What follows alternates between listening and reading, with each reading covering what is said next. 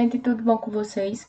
Vamos começar mais uma aula de geografia do oitavo ano e hoje nós vamos falar sobre a fase atual do capitalismo e as novas tecnologias. Então, nas últimas aulas, a gente estudou as fases do capitalismo, né? A gente viu o capitalismo comercial, marcado pela acumulação de capital por meio do lucro obtido no comércio, né?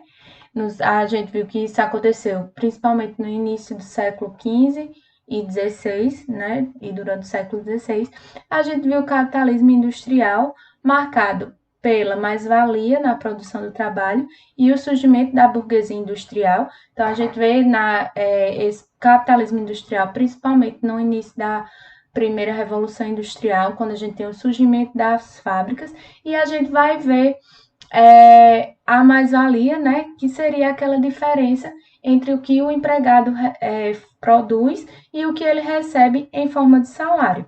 E a gente tem o capitalismo financeiro monopolista, que é marcado pelas bolsas de valores e a importância do papel dos bancos na formação de estruturas e acordos de concentração do mercado, fortalecimento das empresas em escala global. Então, nessa terceira fase do capitalismo, a gente vai ver marcada a ação dos bancos junto às empresas numa grande concentração de capital. E agora a gente vai estudar a fase atual do capitalismo, certo? Que a gente pode chamar de capitalismo informacional. Essa nova fase de desenvolvimento do capitalismo é marcada pela terceira revolução industrial. Com o desenvolvimento de novos processos de produção industrial, novas mercadorias, novas fontes energéticas, atividades profissionais e formas de comunicação à distância. Outra característica marcante dessa etapa é a globalização, com forte interdependência entre pessoas e empresas de diferentes países, apoiadas sobretudo por uma ampla e estruturada rede mundial de telecomunicação e transporte. Esta, porém, se distribui de forma desigual entre os países do globo. Então, essa fase atual do capitalismo, ela vai ser marcada principalmente pela terceira revolução industrial, certo? Que a gente vai ver aqui as características dessa terceira revolução industrial. Ela se inicia na década de 70, certo? Com os protagonistas dos Estados Unidos, Europa e Japão. É a revolução marcada pela robótica e internet, certo? O uso de robôs e internet. Eu quero que vocês pensem em robô aqui, não é esse robozinho aqui que eu coloquei dançando para vocês, não é só ele, mas é a robótica dentro da linha de produção, dentro da linha de montagem de uma fábrica. Os robôs atuando na fabricação, por exemplo, de um carro. Vocês vão ver que existem linhas de montagem, né, no mundo, onde os carros eles vão passando nas esteiras e as próprias máquinas montam o carro. Então, essa robótica, né, que a gente vai ver dentro das empresas, dentro das fábricas. E a internet, né? Essa internet que a gente está usando aqui, vocês para me assistir agora, eu que estou gravando para enviar para o YouTube para vocês poderem assistir. Então, essa internet marcando essa terceira revolução industrial do que é marcado pelo capitalismo informacional, a informação através da internet, né? A informação que chega mais rápido. A gente hoje é coberto de informação a todo momento. Se a gente liga uma televisão, por exemplo, se a gente abre o celular, se a gente vai nas nossas redes sociais, a gente consegue também ter informação a partir das páginas que a gente segue. Então, a gente está cercado de informação por todos os lados. Essa terceira revolução industrial, ela vai ser marcada pelo avanço tecnológico da produção com o chamado just in time. O que é isso? No tempo justo e na hora certa. Seria a produção agora, ela vai ser não vai ter mais aquela geração de estoque que existiu na segunda Revolução Industrial. Ela agora vai se adequar à necessidade do mercado. Também vai ser marcado nessa terceira revolução industrial, nesse capitalismo informacional, a desconcentração industrial, certo? Sendo as multinacionais as empresas protagonistas dessa fase, onde as empresas, os grupos empresariais, eles vão ter uma sede em um país e vão ter filiais espalhadas pelo mundo. Como assim? Por exemplo, a Adidas. A Adidas ela é uma fábrica alemã, ela é uma marca alemã, né? Ela surgiu na Alemanha e a sede da Adidas está na Alemanha. Porém, as fábricas, aonde se monta os produtos Adidas, principalmente as roupas e os tênis, estão no Vietnã, na China, na Turquia. Então, a sede vai ser o lugar onde vai ter a parte financeira e a parte de tecnologia, onde vai se estudar os rumos da empresa, digamos assim, as tecnologias que vão ser empregadas nos produtos, enquanto que as filiais, né, que estão espalhadas no mundo, elas vão ser responsáveis pela montagem. Isso por quê? Porque nesses países, eles vão conseguir uma mão de obra mais barata, fazendo assim com que o produto ele fique mais barato. Também vai ser marcado nessa terceira revolução os tecnopolos, que são polos de alta tecnologia, certo? O que seria isso? Os tecnopolos eles vão associar isso aqui, ó, a tecnologia, a pesquisa com a tecnologia e o capital, certo? Eles vão estudar as tecnologias para serem empregadas nos produtos. E com isso, a gente também vai ser marcado nessa terceira revolução industrial o desemprego estrutural, né? Que seria o quê? A substituição do ser humano pelas máquinas, como eu falei aqui quando eu dei o exemplo da robótica. A máquina ela vai fazer o serviço que seria necessário, por exemplo, umas 4, 5 pessoas, dependendo daquele serviço. Então, a máquina sozinha, ela vai conseguir fazer. Então, eu quero que vocês pensem essa fase do capitalismo essa fase atual do capitalismo, como uma fase onde o acúmulo de capital ele vai ser decorrente da inovação tecnológica, onde a gente vai ter a pesquisa, a tecnologia, gerando o capital. Então, a gente tem esse ciclo aqui, pesquisa, tecnologia e capital. E é através da tecnologia que vai se ganhar dinheiro, certo? Por exemplo, os smartphones, os celulares, né? Os celulares hoje, você compra um celular, daqui a 2 dias já tem uma nova tecnologia, então você já quer trocar o seu celular por um celular mais novo. Claro que a gente não pode trocar direto porque não tem dinheiro que chegue, né?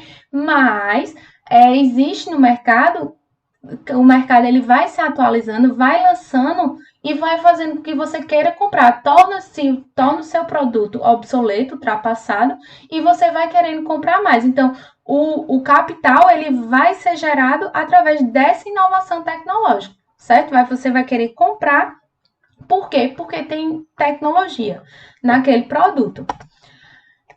E também lembrando que a tecnologia ela vai ajudar muito no dia a dia, né? A tecnologia ela também surge para facilitar o dia a dia das pessoas, como, por exemplo, a tecnologia que nós estamos usando. Mais uma vez eu vou dar o exemplo de que nós estamos usando aqui. Querendo ou não, essa ferramenta da internet, ela é uma inovação tecnológica que nos permite não estar em sala de aula, mas estar tendo contato com a aprendizagem, né? E vocês estarem aprendendo através da minha aula.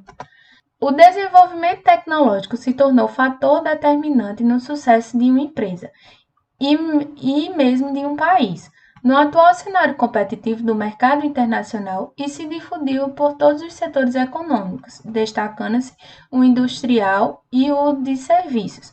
Os avanços tecnológicos nas áreas de eletrônica, microeletrônica, robótica, informática, biotecnologia e telecomunicação constituindo um dos elementos fundamentais na conquista e na ampliação de mercados consumidores.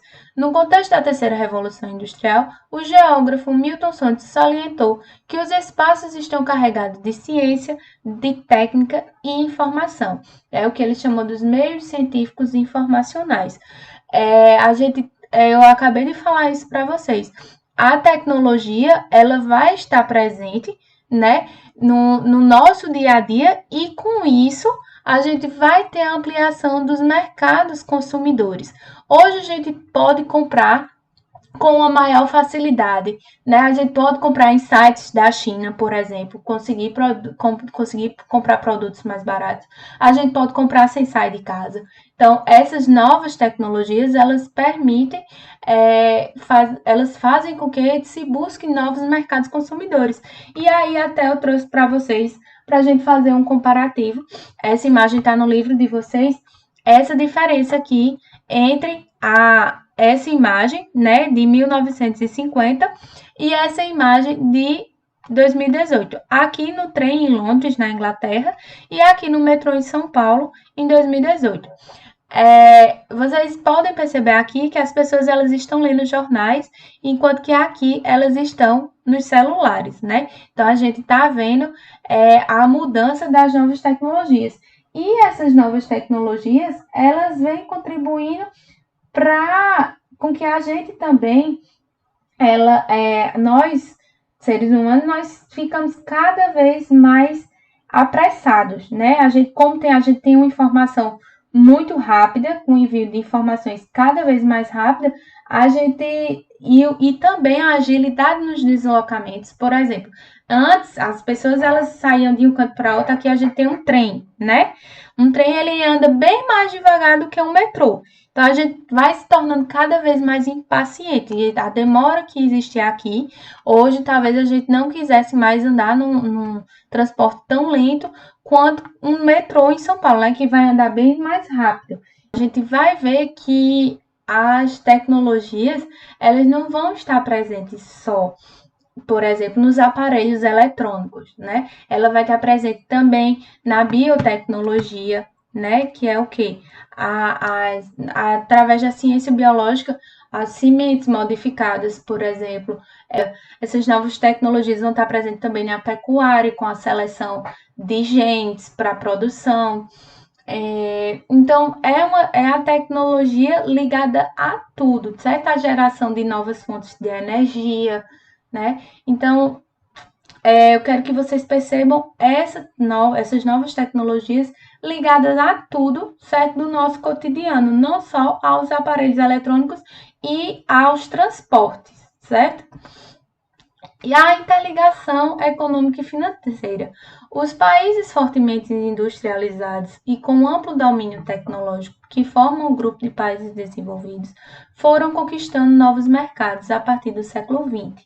Suas empresas se expandiram e abriram filiais em diversas partes do mundo, inclusive nos países antes denominados subdesenvolvidos, nos quais obtiveram os benefícios dos governos locais.